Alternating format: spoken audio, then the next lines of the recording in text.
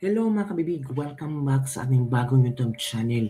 Ito ang pinakamaingay na YouTuber sa balat ng YouTube. Ako si Kabibig, Pasko na pero ang daming mga intriga, ang daming mga kaguluhan sa gobyerno ni BBM. Ito kabibig itong nangyari kay Yusek Cabral. Nako, nagsalita na ang asawa ni Yusek Cabral, sumabog sa galit. Ayaw ipa-autopsy ang asawang mga kabibig. Ewan ko ba kung payag ba siyang ipa-DNA ang labi ng kanyang asawa kasi maraming nagdududa na hindi daw yun si Yusek Cabral. Naku, ano ba naman yung kabibig? Well, hindi natin sisisi ang mga tao. It's because alam mo naman ang anomalya sa flood control at nadawit ang pangalan ni Yusek Cabral. Gusto lang nilang maniguro na talagang si Yusek Cabral yun, grabe no? Patay na nga yung tao tapos ganito yung reaction ng maraming tao. Well, hindi natin sila masisisi mga kabibig. At kung sa nabasa ko kabibig ba, sabi nila, so it means kung patay na si Yusek Cabral, tapos na yung kaso niya, parang hindi kabibig. Patuloy pa rin ang kaso ni Yusek Cabral. At if ever, for example, guilty, kukunin yung mga ill-gotten wealth ni Yusek Cabral mga kabibig. Naku po mga kabibig. So ito ang video ng asawa ni Yusek Cabral na talagang hindi na niya makokontrol ang kanyang galit sa mga kung ano-ano mga kaikikan, kung ano ang mga pinapagawa. At they're asking for, privacy sa nangyayari ng kanyang asawa. Ito kabibig, share ko sa inyo ang video. Makinig tayo sa kung ano ang nangyari kabibig. Let's watch this video. Kasi nandito kami, dumating ako dito kagabi, alauna. Alas 2. Para ayusin lang yung bangkay ng asawa ko. Mm-hmm. So ngayon, ang dami nilang hinihingi na mga requirements para ma-release namin, mamadala namin sa Manila. Mm-hmm. Hanggang ngayon, hindi pa gumagalaw yung papel eh. Mm-hmm. Sir, ang sinabi po kasi ay nag-waiver po kayo, pero pinapa-autopsy po kasi yung asawa niyo. Sabi ko nga, ito na, pinakita ko na sila yung yung bangkay. Where nakita nila, tinignan nila kung ano yung itsura. Tapos papa-autopsy nila na pag nakita nila siguro karapatan na namin na nagbigay na kami ng waiver. Mm-hmm. Sir, bakit po ayaw niyo pong ipa-autopsy? Alin?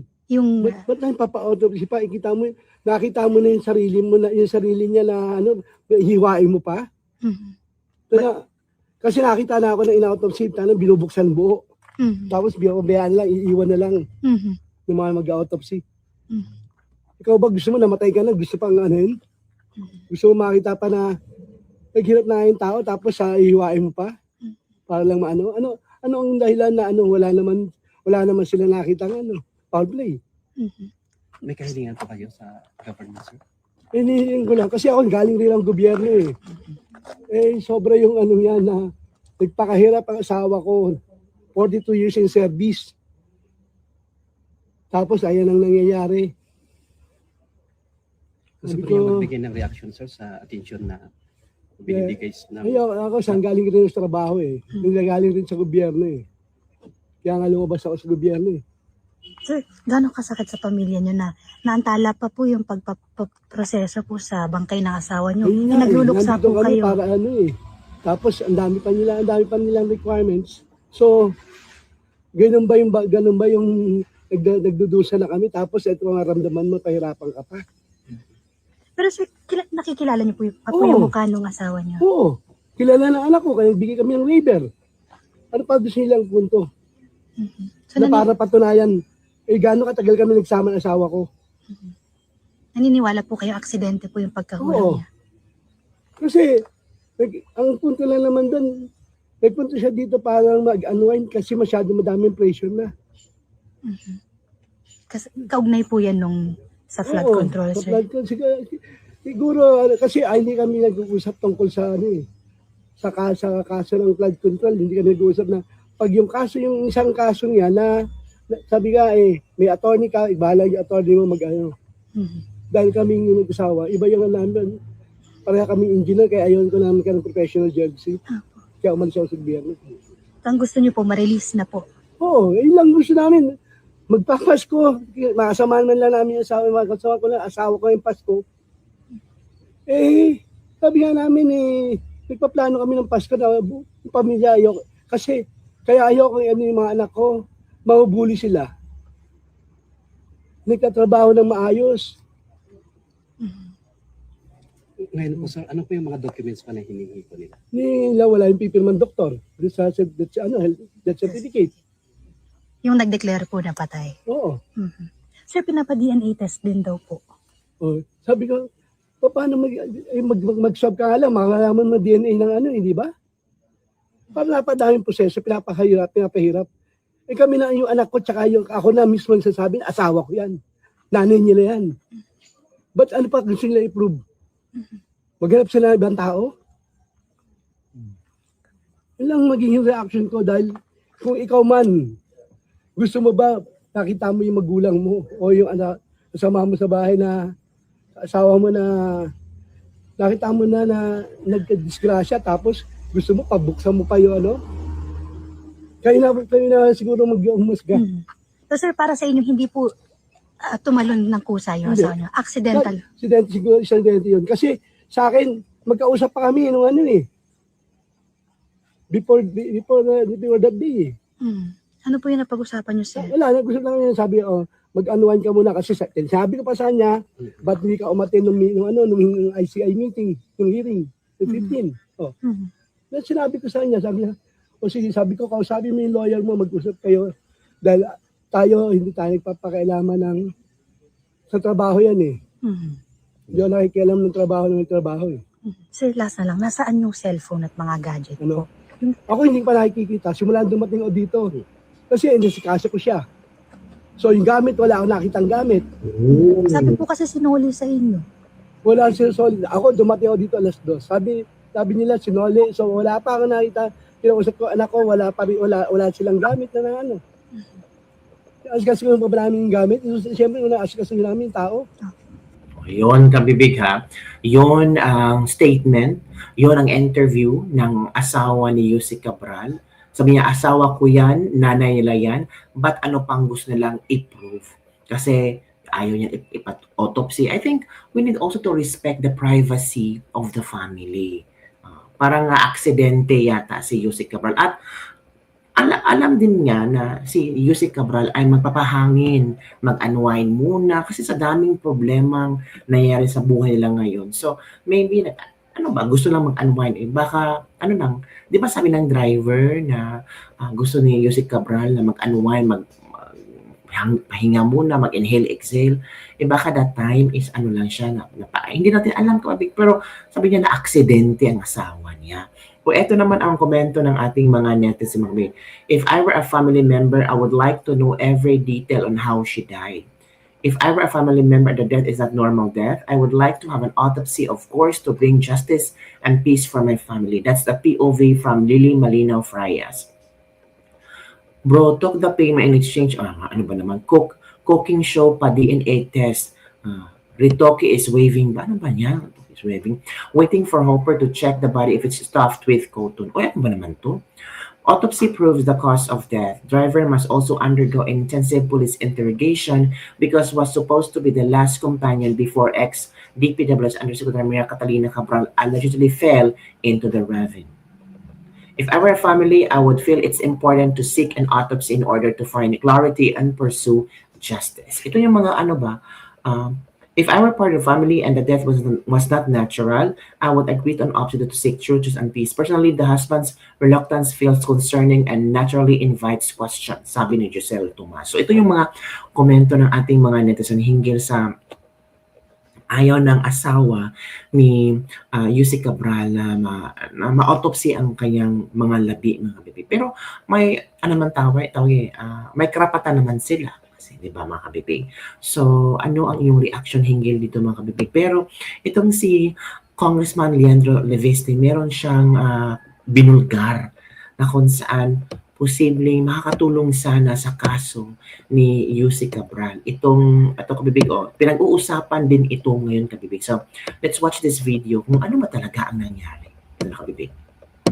Hindi mo basta-basta nakuha kung saan-saan, kundi mismong official document ba ito? Opo, ito po ay internal file mula sa opisina ni Undersecretary Cabral. At actually, akala ko may kopyan ito ang ICI. Opo. Pero bumisita din ako sa ICI ngayong linggo at nalaman ko na nawala pala ang mga computer Wow! ni Yusek Cabral. Grabe. Kaya para malaman natin ang mga proponent ng mga insertion sa budget, maganda sana kung ibigay ng DPWH sa ICI ang files ni former Yusek Cabral. Hindi ba kasama siya ng sunog dito yan sa Quezon City? Yung sunog, baka ilan lang ang... The region 4 yung sakop. sunog eh. Pero Hindi naman nasunog yung central office. Ganun ba? yung opisina ni Yusek Cabral ang may pinakamaraming impormasyon tungkol sa DPWH budget. Yung kasi opisina ni Yusek Cabral, Yusek for ito yung planning. planning services. Opo. Sa planning services na yan, lahat ng applications hawak niya eh. Opo. So meron siyang information management system, nandyan yung PCMA, nandyan yung MYPS, Aha. nandyan yung Survey 123. Opo. Alam mo, lahat ng repository ng data nandun sa services na yon. Kaya tama yung kanyang at ako natutuwa nakakuha siyang ganyan bago nakapag-resign yung undersecretary. Ito matibay na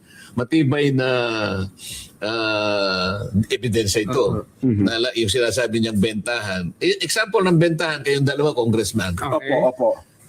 Lalapit yung isang contractor congressman. Okay. Alam niya kasi gusto niyo bang mapalakihan natin yung yung alokasyon ninyo? Kunwari, Opo. distrito mo kasi pangkaraniwan yung mga malalakas nakakakuha na higit sa 1 billion eh. Opo.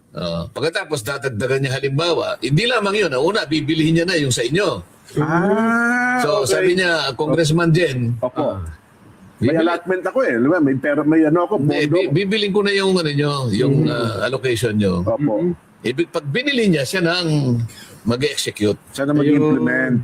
Ikaw, pauubaya mo sa kanya. Anong ganasa ko doon? Sa May iba, isang bebenta, bago pa nasa NEP pa lang, Opo. bibigyan ka na niya. Yun ang sinasabi may ni Ikaw. paunang ba? Ganun pala. Ngayon, kung meron pa siyang kapangyarihan na dagdagan sa'yo, Opo. pero ibibigay mo rin sa kanya. Yun ang bentahan na sinasabi niya. At itong dokumentong dala niya, napakatibay nito.